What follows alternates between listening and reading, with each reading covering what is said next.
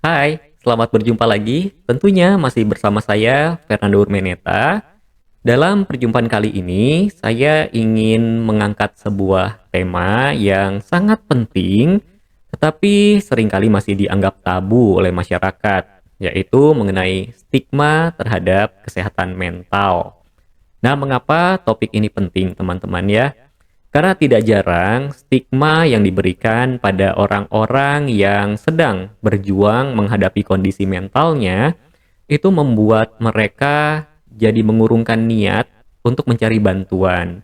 Dan tentunya ini bisa membuat kondisinya menjadi semakin buruk dan tidak jarang ya kita kemudian baru menyadari bahwa ada orang-orang di sekitar kita yang memiliki gangguan kesehatan mental pada saat sudah berada di katakanlah di level yang mengkhawatirkan seperti itu teman-teman. Nah, sebetulnya kita sebagai masyarakat bisa berperan aktif untuk mencapai kondisi kesehatan masyarakat yang paripurna, terutama dalam kondisi kesehatan mentalnya.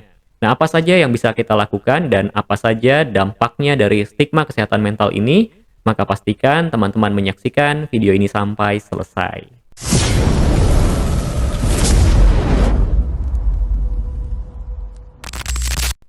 Oke, teman-teman. Pertama sekali, kita perlu membahas apa sih yang dimaksud dengan stigma itu. Pada dasarnya, stigma adalah sebuah pandangan negatif atau penilaian negatif yang diberikan oleh masyarakat terhadap satu hal. Bisa menjadi satu pandangan, bisa juga terhadap individu tertentu atau kelompok orang tertentu yang kemudian seringkali itu didasari pada ketidaktahuan atau hanya asumsi belaka, begitu teman-teman.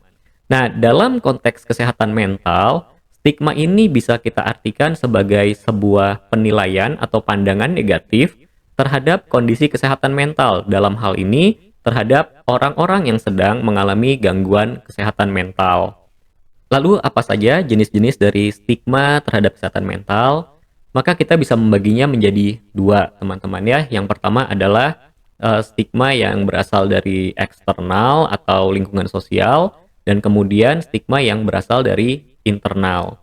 Nah, yang berasal dari eksternal tentunya ini berkaitan dengan stigma sosial, di mana seringkali individu-individu yang sedang mengalami gangguan kesehatan mental itu dianggap sebagai orang yang tidak bisa dipercaya, dianggap sebagai orang yang mengada-ada, dianggap sebagai orang yang lemah iman, dan lain sebagainya. Nah, ini membuat kondisi menjadi tidak baik karena seringkali masyarakat kemudian mengisolasi orang-orang yang sedang mengalami gangguan kesehatan mental, kemudian juga tidak melibatkan di dalam masyarakat, mungkin bisa seperti itu. Nah, sehingga membuat kondisi yang bersangkutan akan semakin terpuruk.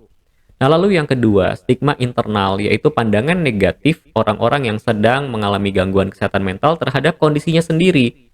Karena seringkali kita ini kan suka membandingkan dengan orang lain ya. Jadi pada saat melihat, oh kok teman-teman saya bisa seperti itu, kenapa saya nggak bisa, dan lain sebagainya. Lalu karena memiliki satu ketakutan terhadap penilaian dari masyarakat, mereka seringkali justru mengisolasi dirinya sendiri. Jadi, eh, ya malas bersosialisasi dan lain sebagainya yang membuat ya kembali lagi kondisinya justru semakin terpuruk dan pada akhirnya merasa bahwa dirinya memang sudah tidak tertolong lagi. Nah, oleh sebab itu penting untuk kita sekali lagi menyikapi dan menghapus stigma, menghentikan stigma terhadap kesehatan mental mulai dari sekarang. Lalu apa contohnya stigma yang seringkali diberikan oleh masyarakat terhadap orang-orang yang sedang mengalami gangguan kesehatan mental? Yang pertama adalah orang-orang yang memiliki gangguan kesehatan mental seringkali dianggap sebagai orang yang lemah iman. Seringkali dianggap sebagai orang yang kurang beribadah. Padahal tidak ada hubungan antara kondisi keimanan seseorang dengan kondisi mentalnya. Ya sama seperti kalau orang yang rajin beribadah tetap bisa pilek, maka orang yang rajin beribadah pun tetap bisa mengalami kondisi stres. Seperti itu ya teman-teman ya. Nah, tapi kita juga tidak bisa memungkiri bahwa seringkali permasalahan di dalam kehidupan itu solusinya ada di dalam ajaran-ajaran agama. Maka saya pribadi pun juga menyarankan apabila teman-teman sedang mengalami kesulitan dalam kehidupan, maka carilah jawabannya di dalam kitab-kitab suci yang teman-teman yakini. Jadi kita perlu membedakan antara pencarian dengan pelarian. Yang sering kali terjadi orang-orang yang sedang mengalami gangguan kesehatan mental itu kemudian dipaksa untuk melarikan diri ke agama. Ya tentunya pada saat itu hanya dijadikan sebagai sebuah pelarian, kita tidak mendapatkan apapun. Nah, lalu stigma yang berikutnya yang sering kali disematkan oleh masyarakat terhadap orang-orang yang sedang mengalami gangguan kesehatan mental, yaitu adalah mereka hanya mencari perhatian saja seperti itu. Ya, karena memang begini teman-teman ya, kita sebagai manusia itu punya kecenderungan untuk menjelaskan sesuatu yang kita belum tahu. Untuk memberikan sebuah penjelasan yang seperti masuk akal terhadap sesuatu yang kita tidak paham. Nah, teman-teman begini, kondisi kesehatan mental itu kan tidak terlihat, beda sama orang pilek. Kalau orang pilek itu ya kelihatan langsung gitu ya, badan demam dan lain sebagainya. Orang yang sedang mengalami gangguan kesehatan mental bisa jadi secara fisik terlihat seperti orang yang sehat. Nah, inilah yang kemudian seringkali membuat label bahwa orang-orang yang sedang mengalami gangguan kesehatan mental itu hanya mengada-ngada, hanya mencari perhatian. Padahal bukan seperti itu. Nah, teman-teman, inilah yang seringkali kemudian dianggap caper, dianggap sebagai apa namanya mengada-ngada seperti itu ya, padahal sama sekali tidak. Mereka hanya sedang mencari solusi dari permasalahan yang sedang dihadapi. Lalu apa dampaknya stigma terhadap kesehatan mental ini bagi individu yang sedang mengalami gangguan kesehatan mental? Ya, dampak yang pertama pastinya itu membuat individu yang bersangkutan menjadi takut atau malu ketika harus bertemu dengan profesional. Karena tidak jarang ya, jadi saya pernah punya pengalaman satu ketika saya sedang bersama keluarga makan di sebuah mall gitu ya, di food court-nya. Lalu tanpa sengaja saya mendengar perbincangan dari sepasang manusia yang berada di belakang saya gitu ya. Jadi sepertinya mereka berteman. Lalu salah satunya bercerita bahwa dia sedang mencari praktisi psikologi gitu ya, atau sedang mencari psikolog begitu ya, karena sedang gundah gulana lah intinya begitu. Dan yang saya tidak duga adalah jawaban dari temannya adalah, memang kamu sudah gila makanya kamu butuh psikolog. Begitu ya. Nah, maka seringkali stigma seperti ini membuat orang itu menjadi mengurungkan niatnya bertemu dengan profesional karena dia takut mendapatkan label sebagai orang yang tanda kutip gila, atau orang yang sudah tidak waras, atau bahkan yang bisa dikatakan sebagai ODGJ gitu ya. Padahal enggak kok teman-teman. Jadi psikolog itu salah satu dari lingkup kerjanya adalah memberikan konseling gitu. Pun juga dengan hipnoterapi. Nah, ini juga banyak stigma terhadap hipnoterapi ya, bahwa kalau orang datang ke hipnoterapi itu berarti kondisinya itu sudah parah banget. Padahal enggak kok teman-teman, hipnoterapi itu justru tujuan utamanya adalah membantu teman-teman untuk fungsional di dalam kegiatan sehari-hari, di dalam aktivitas sehari-hari. Itu gunanya hipnoterapi. Jadi pada saat teman-teman sedang menghadapi mental block, sedang merasa demotivasi dan lain sebagainya, maka disitulah hipnoterapi berperan besar. Nah, justru hipnoterapi itu tidak disarankan untuk penanganan kasus-kasus yang berkaitan dengan kondisi kejiwaan, karena ini ada ranahnya sendiri, yaitu ranah psikiatri. Begitu ya teman-teman ya. Jadi sekali lagi, bahwa kalau teman-teman bertemu dengan profesional, itu bukan artinya sudah gila, bukan artinya sudah apa namanya sudah tidak waras begitu ya. Nah, tetapi teman-teman bertemu profesional itu justru menandakan bahwa teman-teman kuat dan ingin mencari solusi dari permasalahan yang sedang dihadapi. Nah, itu adalah dampak pertama. Nah, dampak kedua dari stigma terhadap kondisi kesehatan mental adalah membuat individu yang sedang mengalami kondisi tersebut menjadi mengisolasi dirinya sendiri. Maka tidak heran ya ketika kita berjumpa dengan orang yang tadinya ceria, yang tadinya aktif dalam kehidupan sosial, kemudian mulai menarik diri. Nah, tetapi teman-teman yang perlu dikhawatirkan adalah begini, bahwa orang-orang dengan gangguan kesehatan mental itu tidak selalu menarik diri. Kita bisa melihat bahwa ada orang-orang yang dalam kondisi kesehatan mental yang barangkali sudah bisa dikatakan parah begitu ya, itu justru terlihat sebagai orang yang ceria, justru terlihat sebagai orang yang, gembira begitu ya. Nah, tetapi ternyata mereka menyembunyikan sebuah rasa sakit yang luar biasa. Nah, ini membuat kita perlu untuk peka terhadap orang-orang di sekitar kita. Bahkan saya pernah mendengar sebuah tayangan yang mengatakan bahwa kondisi terburuk dari orang-orang yang mengalami gangguan kesehatan mental bukan pada saat mereka depresi, bukan pada saat mereka menarik diri, bukan seperti itu. Tapi biasanya orang yang paling keras tertawanya ketika berada di dalam satu kondisi tertentu bisa jadi dia sedang mengalami gangguan kesehatan mental. Jadi tertawanya itu bukan karena dia gembira, tetapi tertawanya itu justru karena dia berusaha untuk menutupi apa yang sedang dia rasakan di dalam dirinya. Begitu teman-teman ya. Nah, sehingga kita juga perlu untuk waspada pada saat kita memiliki, teman atau saudara atau apa yang kemudian, ingin mencurahkan isi hatinya. Nah, lalu yang berikutnya dampak dari kondisi kesehatan mental yang diberikan stigma adalah orang yang bersangkutan akan merasa tidak dihargai sehingga dia menjadi turun percaya dirinya. Nah, di sisi lain, orang tersebut juga akan merasa bahwa dia hanya sendirian menghadapi kondisi ini karena tidak ada orang-orang di sekitarnya yang mengerti. Nah, maka penting untuk kita mengembangkan empati kita, minimal begini, kalau kita tidak bisa membantu, jangan membuat kondisinya menjadi lebih rusak, seperti itu. Nah, jadi pada saat orang-orang itu bercerita ya, orang-orang yang dengan gangguan kesehatan mental bercerita pada kita, maka dengarkanlah dengan penuh empati. Nah, seringkali begini, seringkali pada saat kita mendengarkan orang-orang yang sedang dalam kondisi gangguan kesehatan mental, kita itu nggak sabar untuk memberikan nasihat. Teman-teman begini ya, orang-orang yang sedang mengalami gangguan kesehatan mental itu kalau kita berikan presentase mungkin 80% itu tidak membutuhkan nasihat. Mereka hanya butuh untuk didengar. Mereka butuh untuk katarsis, mereka butuh untuk melepaskan sampah yang selama ini mereka simpan di dalam dirinya. Itu dulu, itu langkah yang bisa kita lakukan untuk membantu.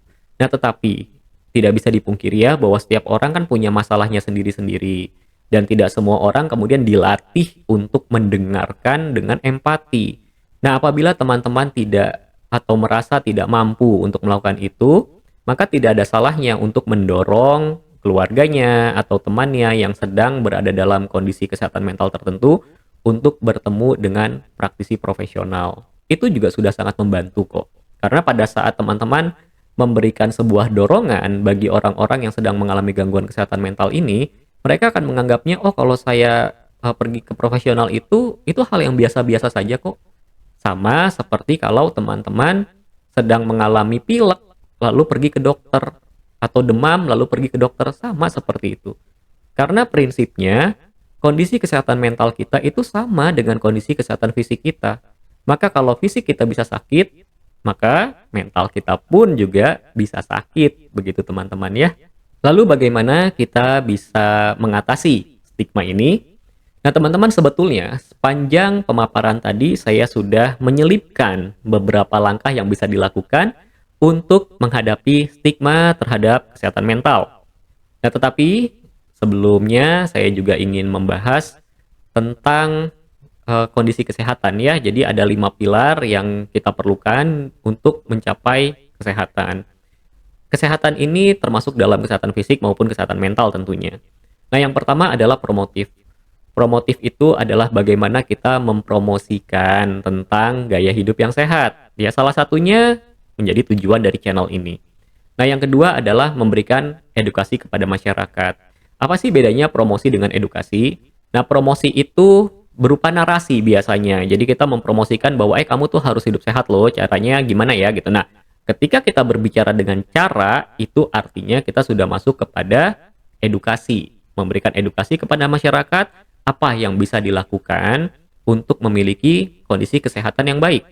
Nah, lalu yang ketiga adalah pencegahan. Pencegahan itu adalah Ketika cara-cara yang sudah kita dapatkan dari kegiatan edukasi tadi, kita lakukan dalam kehidupan sehari-hari, itu adalah pencegahan.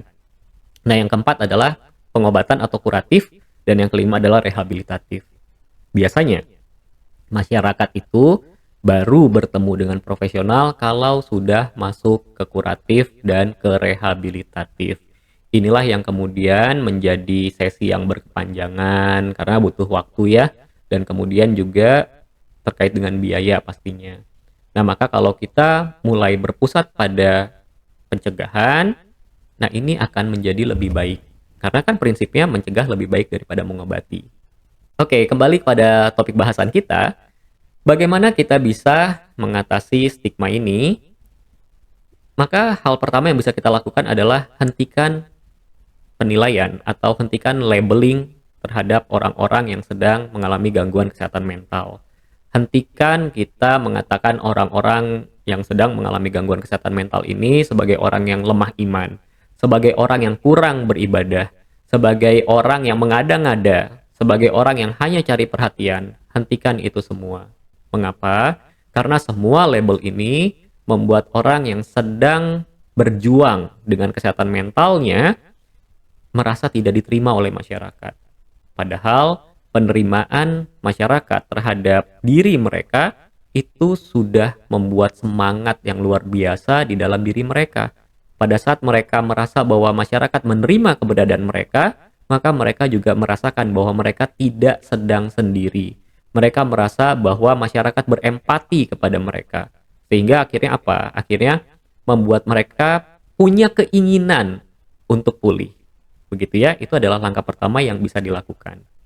Langkah kedua yang bisa kita lakukan adalah mendengarkan dengan empati. Nah, teman-teman begini, seberapa sering kita pada saat ada teman yang curhat, lalu kita nggak sabar untuk memberikan nasihat. Bahkan mungkin bisa jadi ya, curhatnya hanya 10 kata, kita kasih nasihatnya itu bisa sampai 1000 kata, begitu ya. Nah, teman-teman gini, untuk orang-orang yang sedang mengalami gangguan kesehatan mental, terkadang yang mereka butuhkan itu bukan nasihat. Karena apa? Karena apapun nasihat yang kita berikan, seringkali mereka udah tahu. Yang mereka butuhkan hanyalah didengarkan.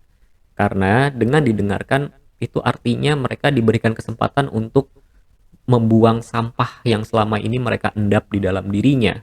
Begitu teman-teman ya. Tapi kita juga tidak bisa memungkiri bahwa tidak semua orang siap untuk mendengarkan. Kenapa? Karena setiap orang punya masalahnya sendiri-sendiri. Maka apabila teman-teman tidak dalam kondisi yang siap untuk mendengarkan curhatan, teman-teman bisa mendorong orang-orang yang sedang curhat ini untuk bertemu dengan profesional. Ini adalah langkah yang ketiga.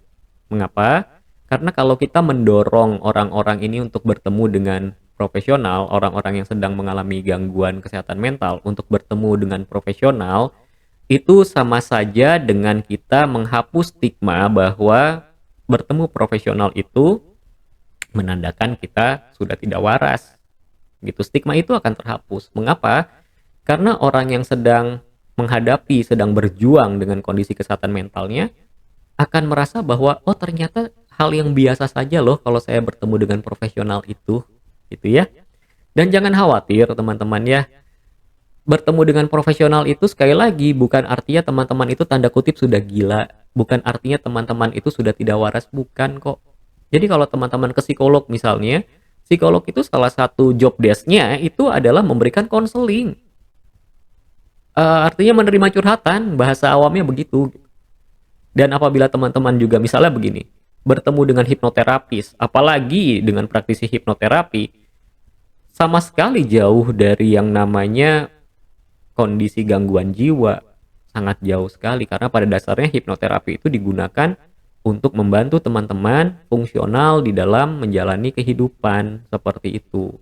Jadi teman-teman bisa memberikan dorongan, memberikan motivasi untuk orang-orang yang sedang mengalami gangguan kesehatan mental ini bertemu dengan profesional.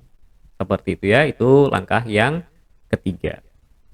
Nah teman-teman, Mungkin itu yang bisa saya bagikan dalam perjumpaan kita kali ini.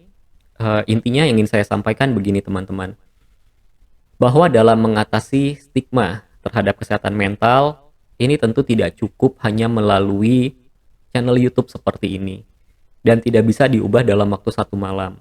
Maka saya ingin mengajak teman-teman semua yang menyaksikan video ini, mari kita mulai dari diri kita sendiri.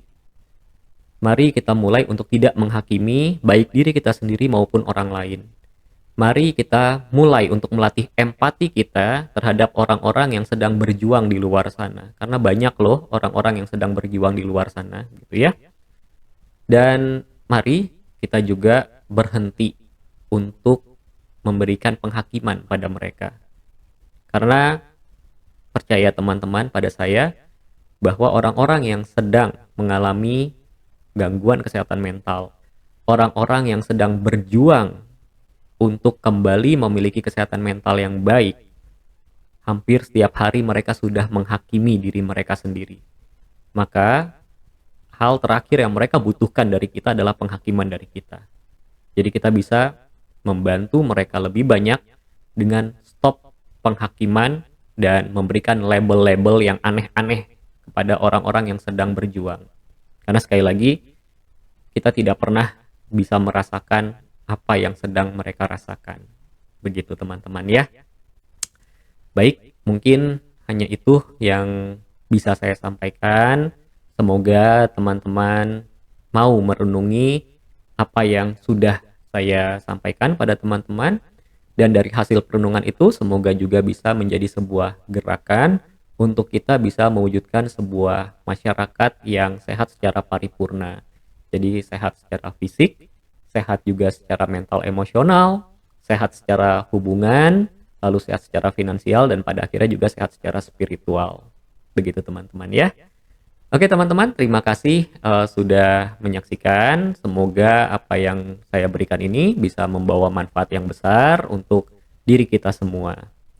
Kita akan berjumpa lagi di video-video yang berikutnya. Sampai jumpa.